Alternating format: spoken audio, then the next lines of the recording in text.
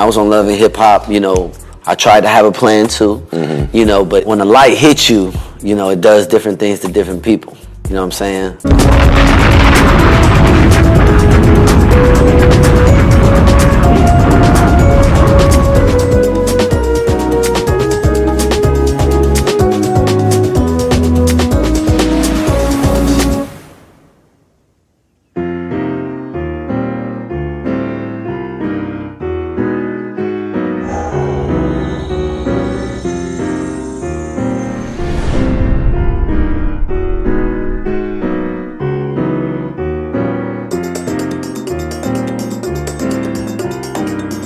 Greetings, everyone.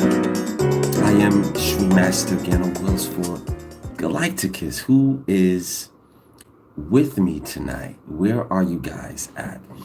We're going to talk about some things tonight. I see you guys are bailing in. A lot of people are very, very concerned with this pandemic that we're having. The coronavirus. There have been some people that have been asking about what they can do, and hopefully before the night is over we can explore that a little bit for you guys. And we could also look at ways that we can use the energy that we already have to counteract the negative effects of everything that this coronavirus represents. You have in your arsenal lots of things. You guys have words of power, your activated third eye turned on. A lot of you guys have had your cords cut. Some of you have a really large calabash of sequence of power. Some of you have the energy of the golden chariot that is blossoming very well within you. And some of you have chosen to take the journey of the Apotheosis. And for all of you who have those things, it's good to use them. It's good to really interface with it and see how far it goes, how present it is within your consciousness. And a lot of you, a whole lot of you, have had your Kundalinis activated. That gives you also another alternative stream, energy stream that you can utilize, work with, interface with, direct and wield, all because you own it and it is something that is within you. So why not explore it? I want to thank everyone who has been sharing their testimonies, that have been sharing what they've been experiencing and showing off their Galighticus ancestor money on our group. Thank you so much for that, guys. It really does help for people to realize that the tangibility of the success is a real thing. When that ancestor money comes through, you know your dreams are about to be lit. They are so gorgeous, and the entire room has an amazing fragrance. This ancestor money is the only ancestor money. No other Joss paper or ancestor money that I have used has gotten me the same results. It's words cannot explain. The Igun love it, and they will let you know that they love this paper.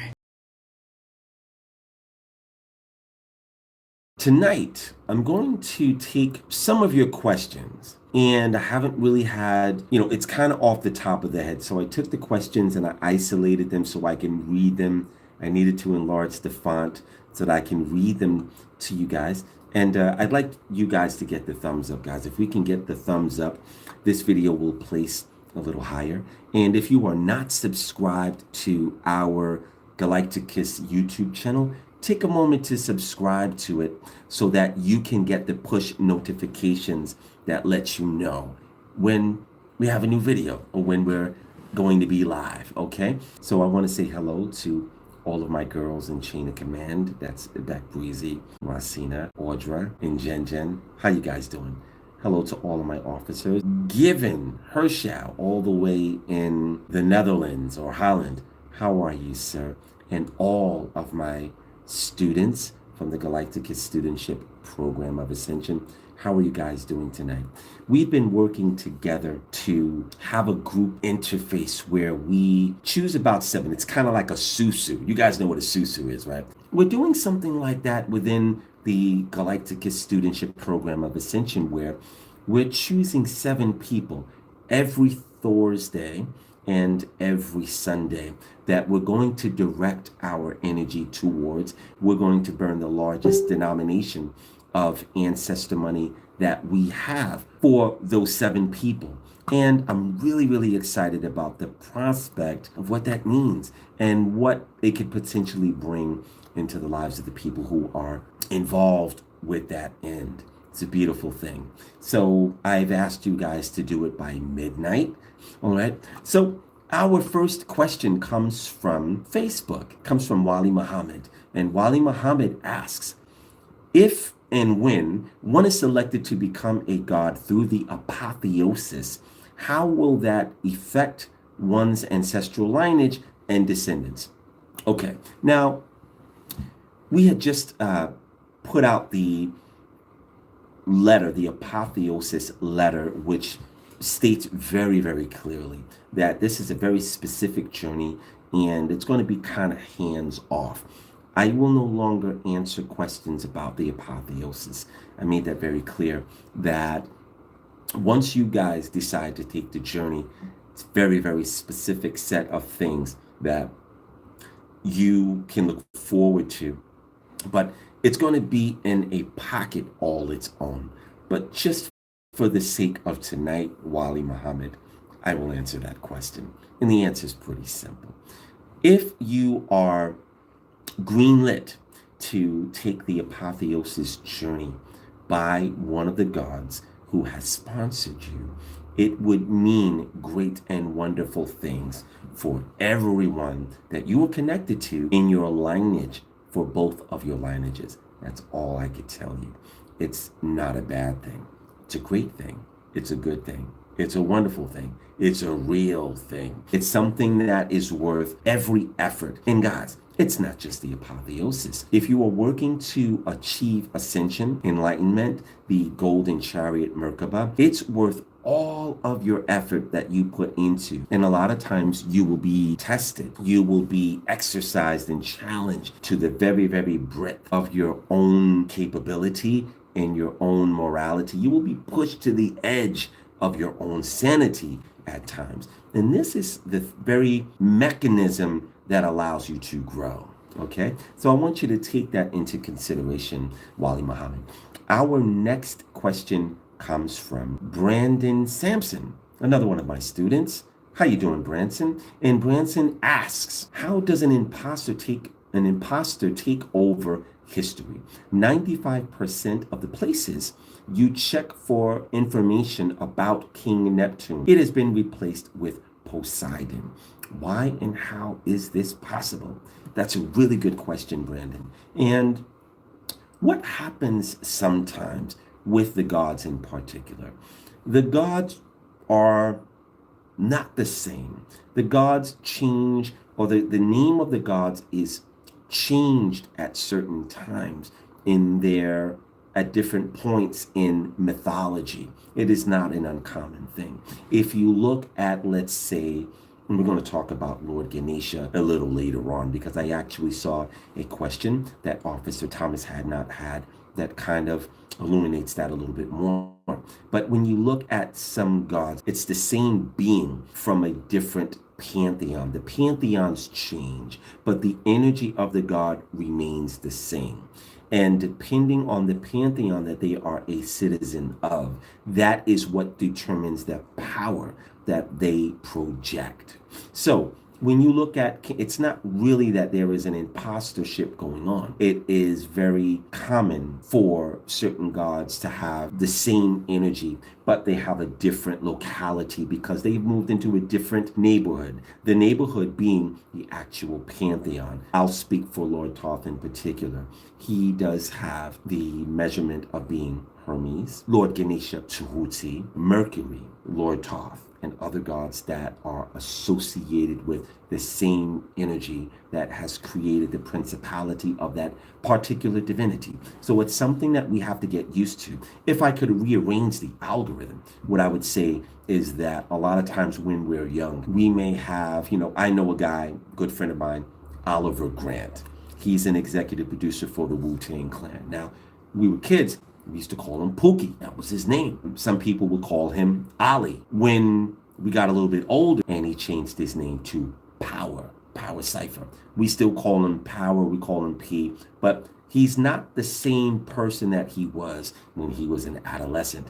And these different names that they take denote the structure of where they are at that particular moment in time. Because the name is a locality that represents the station of power that they represent within the pantheon, or the address that they particularly dwell in during that pocket or during that timeline or that equation. Very, very advanced. And that's something that humans have to get used to bearing witness of when we study the gods. The gods are very, very advanced beings that don't matriculate into the small compartment of the available mythology that you can type up on Wikipedia, or even if you go into some of the really, really advanced libraries. There is a library that is located somewhere on, I believe it's 42nd Street. You can go to that library and you could look up information about gods that you will not find anywhere on the World Wide Web. You know, there's something wrong with people. Well, not something wrong, but there is a fault when people think that everything that there is to know about anything is readily available to be researched on Google, Wikipedia, Bing, and nothing could be farther from the truth. The things in totality that are to be known, the World Wide Web scratches the surface of it. And in addition to that, unfortunately, a lot of the things that are cataloged on these particular websites is flawed or erroneous. And it is done that way purposely to mislead people. And this also is part of another agenda that we have to live within, its construct. And guys, let's get the likes up, and the numbers are growing incrementally. So I would like for you guys to put the thumbs up, hit the like button, take a moment to subscribe to the channel. Our next question comes from Jessica Castor Sawyer. And Jessica asks, do we inherit certain mannerisms from our divine parents? Yes, we do. Our next question comes from Denzel Fort. And Denzel Fort on Facebook asks, what happens when, after you complete the apotheosis, will you ascend out of this 3D, or what happens next again? When you guys, if you guys decide to take the apotheosis, I will not be answering any more questions about that particular journey outside of what is specifically stated in the letter that you will receive if you get it. But what happens after you complete the apotheosis, Denzel? You will have to find out yourself by taking the journey. It's that simple. One of the things that I would say, and you guys know that I like to use analogies a lot to demystify some of the things that you guys may simply overlook. If someone goes into the Apex School for Mechanics and they go there for 6 months, and they can expect to get some kind of accreditation that bookmarks their tenure in that school of education, whether it's for 6 months or a year. That accreditation will allow them to go to any auto body shop and get a job as a bodyman or a mechanic. And when you when you are inducted into anything that Galighticus has to offer, be it a seminar, a program, or a modality, you can expect to get everything that is written about. And I go through a great amount of time to be very specific and utterly didactic with making a very finely tuned description of what you can expect. So do your best to operate within those parameters so that you are well informed, and the rest is up to you. And I hope that answers your question. Our next question comes from Miss Sheen, Still My Name. And Miss Sheen, Still My Name on Facebook asks, when performing Kundalini Reiki on others for physical healing, what order do you start? Example, DNA, crystal, yada, yada, yada. Well, Miss Shane, I believe that you had your Kundalini activated by me. And what you can do is you could utilize the manual that you have, and you could use the order that it is spelled in. I do believe the first one is crystalline Reiki, diamond Reiki, DNA Reiki, and so on. You can use that particular list and its order. If you feel that your client needs, and this is something that you will find when you interface with Kundalini Reiki, that over time you will see and feel the energy of your client. You will connect with their sphere. You will connect with their body intelligence. You also will connect with their auric field. And you will begin to be directed as to what it is that they can use the most. By all means, listen to them. Sometimes their spirit guides will kick in and gently prompt you and get you to utilize more of the angelic Reiki if you have it, or aqua Reiki. There might be a buoyancy issue. Utilize that. Take what you have available to you, because it is quite a bit, and use it to the best and highest of your ability. I'll give you another note. If you utilize it as much as possible, it will grow larger. The presence of healing will become so resolute within you, it will ooze out of your fingertips, out of your aura, and people will begin to feel really good around you. That will lead to another thing where you might begin to be able to speak auto creation, which is a great thing. You might be able to spark a miraculous current. You might be able to create light within darkness. It has to spill over out of your reservoir because you've used it so much that there is so much power that you generate that it has no other choice but to be directed, even when it is unconsciously. And this is when it really does become, or you could possibly become, a much better servant to humanity. The more you use it, the stronger it will get within inside of you, because you also are reaping the benefit. It is coming through you first and going into your client. So use it as often as you like and experiment with it so that you can be totally clear about its benefits, how to use it best, because everyone will use it in a different way. And it's an individual fingerprint. No one on the planet has the same identical fingerprint. And I know that's hard to believe. It is the same thing with the consciousness and the type of spiritual power that you possess. Everyone develops their spiritual power in a very different way than someone else, which is why it is not good for people to compare themselves. Be the best you that you can be and find your own distinct, unique accents that are sovereign only to you. And that will make the very best of what it is that you have as the modality inside of you. All right. So our next question comes from Linda Leilani Brown on Facebook again. And Linda asks, when good fortune happens in our life and we are worshiping so many deities, archangels, orisha, ancestors, and gods, how do we know who is responsible for the good fortune? Or do we just thank everybody to cover all bases? That's a great question, Leilani.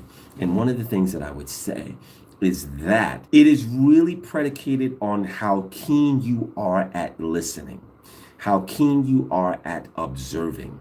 The gods are very specific. There are certain gods that have a very powerful overlay of energy. And the more proficient you are at learning to hear, learning to feel, learning to see, learning how to be present and utilize the highest apertures of all of your senses that are outside of the five, you will be able to know exactly who it is that has bestowed upon you the blessing that you've either asked for or that they have seen fit to place within the energy stream of your life. One of the things I would say with myself in particular, this is one of the reasons why I suggest to a lot of my clients and to some of my students that you choose two gods, male and female. Develop a relationship with them and make offerings to them for a specific amount of time. And one of the things that I can say, many years ago, I chose Tahuti to be the intellectual gatekeeper of basically steering wherever I would go. As a result of that, somehow, magically, I would come across people who had, let's just say for lack of a better term, euphemized that they had a divine connection with Tahuti or Lord Thoth. I found it very interesting.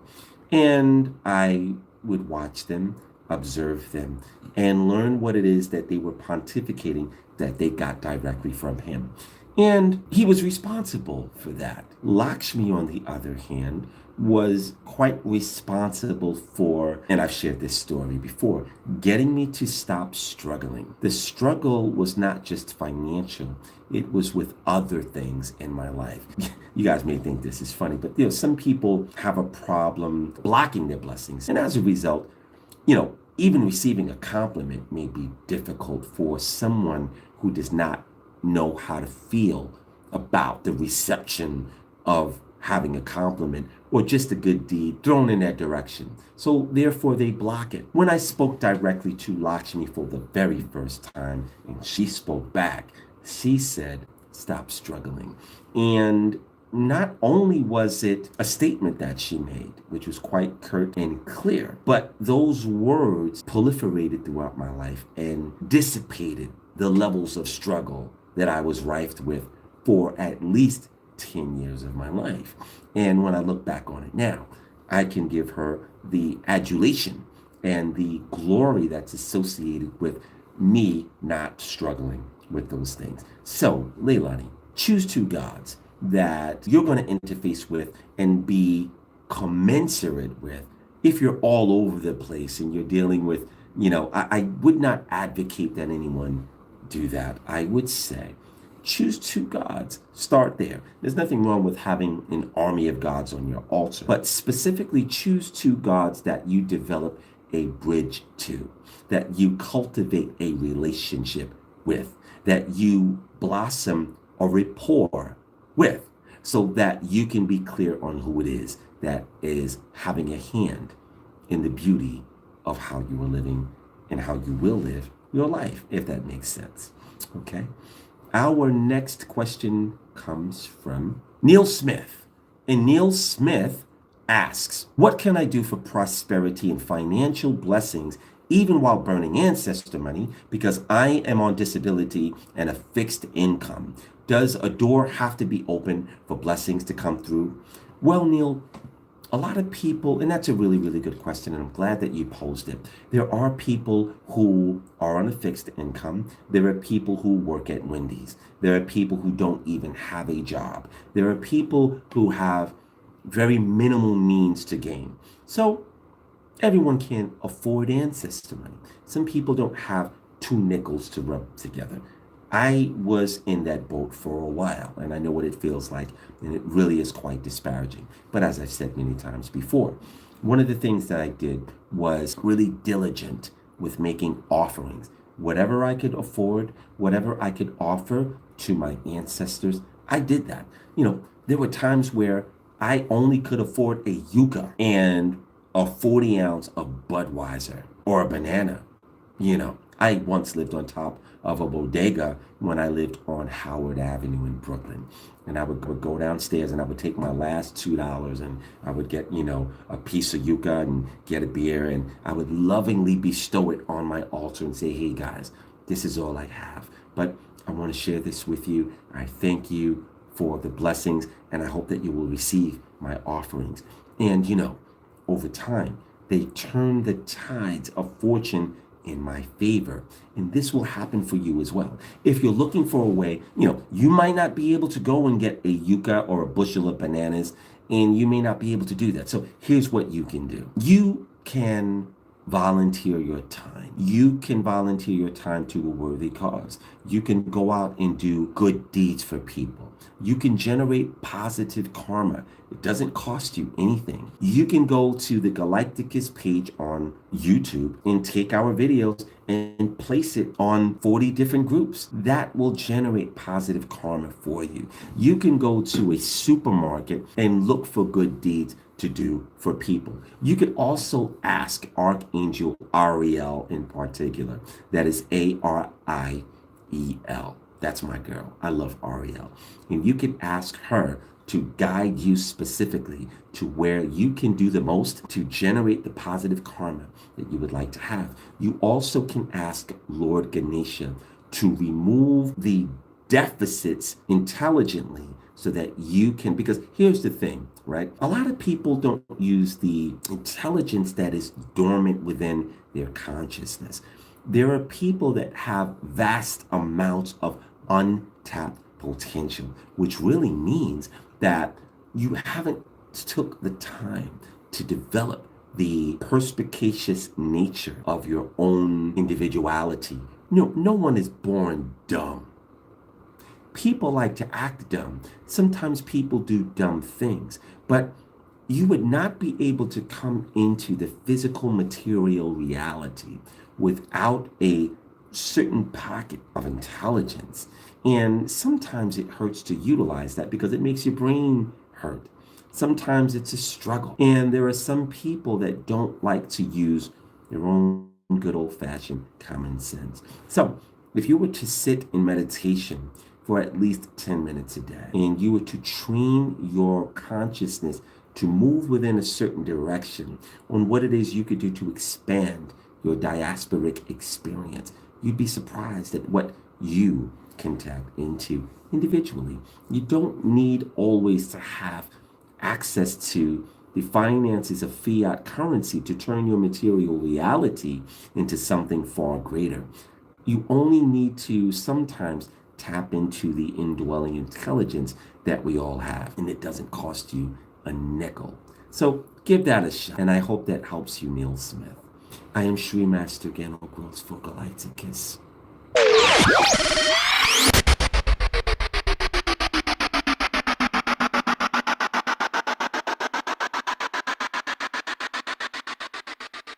So you want to do it the hard way, huh?